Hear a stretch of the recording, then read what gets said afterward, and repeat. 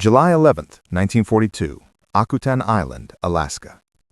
The first thing Lieutenant William Thies noticed wasn't the wreckage. It wasn't even the rising sun painted on the fuselage, still bright against the tundra grass. It was the silence. The kind of silence that follows something violent, something final. His PBY Catalina circled low over the boggy coastline of Akutan, and there it was. A Mitsubishi A6M2 Zero fighter, belly up in the marsh like a dead insect, wings still intact, tail section barely crumpled. Thies felt his breath catch. In 18 months of war, the Zero had become a legend, untouchable, unbeatable. And now one sat below him, waiting. The recovery team arrived 3 weeks later. They came in rubber boats, carrying block and tackle, their boots sinking into the cold muck. The Zero had belonged to Petty Officer Tadayoshi Koga, a young pilot from the carrier Rujo. He'd been shot during the attack on Dutch Harbor. Nothing catastrophic, just a stray round that nicked a fuel line. But it was enough. Koga had tried to land on what he thought was flat ground. The moment his wheels touched down, the soft marsh grabbed hold. The aircraft flipped. His neck snapped on impact. They found his body still strapped in, head tilted at an unnatural angle, eyes half open beneath his leather helmet. No one spoke as they pulled him free. His flight suit smelled of salt and engine oil. One man vomited into the grass. But the plane was a miracle, structurally intact. The Nakajima Sakae 12 radial engine, 14 cylinders of Japanese engineering, still cold and perfect beneath the cowling.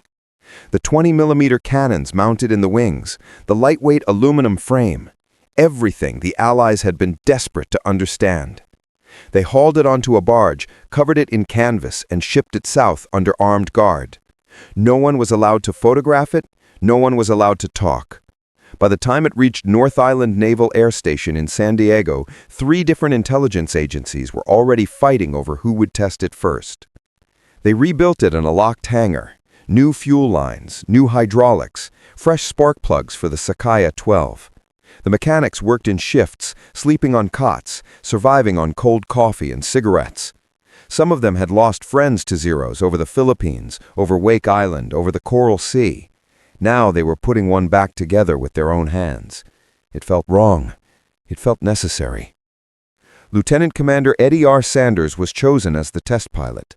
A man with 4,000 hours in fighters, a calm voice, and hands that never shook. But when he climbed into the cockpit for the first time on September 20th, 1942, his palms were slick with sweat. The smell hit him first. Old leather, gun oil, something faintly metallic, like dried blood, though the interior had been scrubbed clean. The stick was lighter than he expected. The instrument panel was all in Japanese, characters he couldn't read, dials marked in unfamiliar increments. He ran his fingers over the throttle, the mixture control, the gun trigger on the stick. This was the plane that had ruled the Pacific. This was the plane that had killed thousands of his brothers. And now, one sat below him, waiting. Sanders signaled the ground crew. 2 men pulled the propeller through by hand, priming the cylinders. Then the ignition. The Sakae 12 coughed once, twice, then roared to life with a high-pitched snarl that echoed off the hangar walls. The whole aircraft shuddered. Sanders felt it in his chest, in his teeth. He let the engine warm, watching the oil pressure climb, listening to the rhythm of the 14 cylinders. It sounded angry. It sounded alive. He taxied to the runway. The tail came up easily. The controls were impossibly responsive, like flying a kite made of razors. At 60 knots, the Zero lifted off the ground without effort, almost floating into the air. Sanders' heart hammered. He climbed to 5,000 feet, leveled off, and began to push. He rolled left, instantaneous. Right, no lag, no resistance. He pulled into a climbing turn, tighter and tighter, until the horizon blurred and the G-forces pressed him into the seat. The Zero didn't protest. It obeyed. It wanted to turn. It wanted to fight. For 20 minutes, Sanders threw the aircraft through every maneuver he knew. Loops, barrel rolls, split D-dives. The Zero responded like it was reading his mind. But then he tried something different. He pushed the nose down into a steep dive, building speed, and pulled back hard on the stick. The aircraft shuddered. The wings flexed. A metallic groan echoed through the fuselage. Thies eased off, his pulse racing. He'd found it. The weakness. At high speed, the Zero's lightweight frame became a liability. The ailerons stiffened, the controls felt sluggish, almost dangerous. He pulled out of the dive, breathing hard, and turned back toward North Island. When he landed, the entire intelligence team was waiting on the tarmac. Sanders climbed out, his flight suit soaked through with sweat. His hands were trembling now. He walked toward the senior officers, and someone handed him a canteen of water. He drank, then looked up at the men surrounding him. His voice was quiet, almost a whisper, but every word carried weight. "Gentlemen," he said, "we can beat this thing."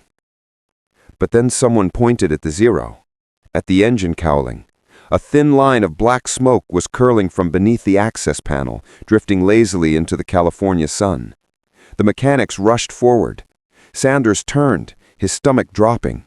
They popped the cowling open, and the smell hit them immediately. Burning oil, scorched metal, something chemical and wrong. Deep inside the Sakaya 12, between the cylinders, something had cracked. Something that shouldn't have. One of the engineers leaned in close, then stepped back, his face pale. "Sir," he said, his voice tight, "this wasn't wear and tear." Sanders felt his hair rise on the back of his neck. Then what was it? The engineer didn't answer right away. He just stared into the engine, his jaw clenched. Sabotage. September 21, 1942. North Island Naval Air Station, California. They sealed the hangar at 0300 hours. No one in, no one out.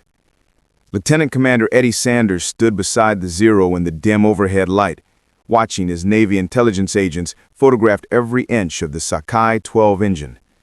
The crack was barely visible, a hairline fracture in the crankcase, right between the 7th and 8th cylinders. But it was deliberate, too clean, too precise. Someone had known exactly where to weaken the metal so it would fail under sustained high RPM operation. If Sanders had pushed the engine harder, if he'd stayed in that dive a few seconds longer, the crankcase would have shattered mid-flight. Catastrophic failure. No time to bail out, just a fireball over the Pacific, and another ghost added to the war.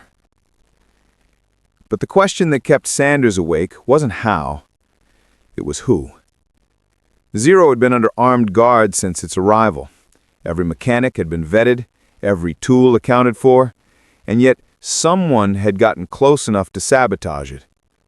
Someone who knew Japanese engines. Someone who wanted this test to fail. Sanders lit a cigarette and watched the smoke curl toward the ceiling. His hands were steady now, but his mind was racing. If the enemy had sympathizers inside Allied operations, the implications went far beyond one captured aircraft. By dawn, the intelligence team had a theory. The fracture had been made before the aircraft left Akutan.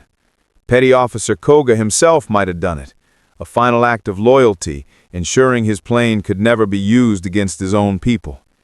Or perhaps another Japanese pilot, stranded and desperate, had sabotaged it before the recovery team arrived. But Sanders didn't buy it. The fracture was too surgical, too deliberate. It required tools, time, access. This wasn't the work of a dying man in a marsh. This was something else. They repaired the engine. New crankcase, new gaskets. The mechanics worked under watchful eyes, every movement logged, every part inspected twice. On October 2nd, Sanders flew the Zero again. This time he took it higher, 12,000 feet, then 15. He dove it steeper, pulled harder, pushed the limits until the airframe groaned and the wings bent like willow branches. But it held. And in those moments, high above the California coast, Sanders understood what the Pacific theater had been up against. The Zero wasn't just a good fighter. It was a psychological weapon. Pilots had died not because they lacked skill, but because they believed the Zero was invincible. Fear had killed them as much as bullets. The intelligence Sanders gathered from those flights changed everything.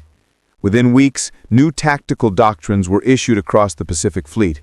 Never dogfight a Zero in a turning battle. Use speed and altitude. Dive, shoot, climb away. Exploit the Zero's weaknesses. Poor high-speed handling, lack of armor, no self-sealing fuel tanks. American pilots and Wildcats and Corsairs began scoring kills. The myth of invincibility crumbled.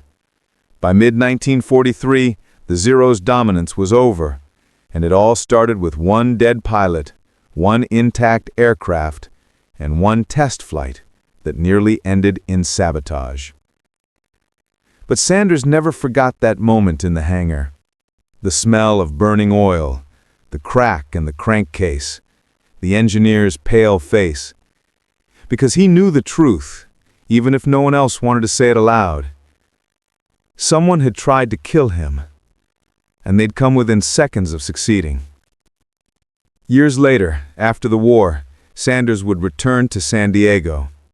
He'd stand outside the old hangar at North Island, hands in his pockets, staring at the empty tarmac.